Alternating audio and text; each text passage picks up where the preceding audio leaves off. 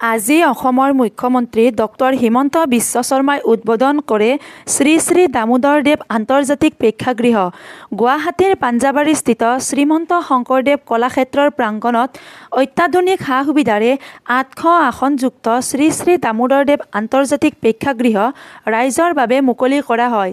আজি এক বিশেষ উদ্বোধনী অনুষ্ঠানত অসমৰ মাননীয় মুখ্যমন্ত্ৰী ডক্টৰ হিমন্ত বিশ্ব শৰ্মা উপস্থিত থাকি ৰাইজৰ বাবে আনুষ্ঠানিকভাৱে মুকলি কৰে।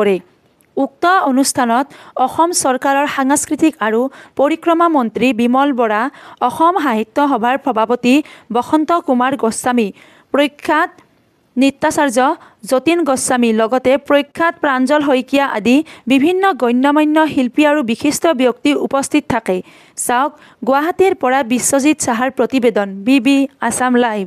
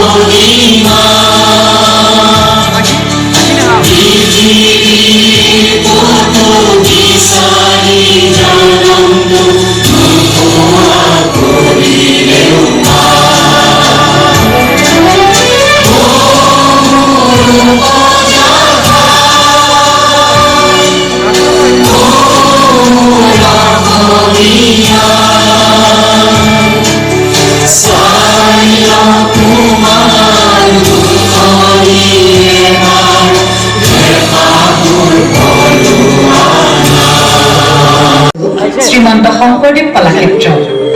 এই কলাক্ষেত্ৰৰ পৰিসৰত অৱস্থিত শ্ৰীমন্ত শংকৰদেৱ আন্তৰ্জাতিক প্ৰেক্ষাগৃহ আৰু শ্ৰী শ্ৰী মাধৱদেৱ আন্তৰ্জাতিক প্ৰেক্ষাগৃহ দুটিয়ে ইতিমধ্যে অসমৰ সামাজিক আৰু সাংস্কৃতিক প্ৰমূল্যক উপস্থাপন কৰাত অনবদ্য অৱদান আগবঢ়াইছে।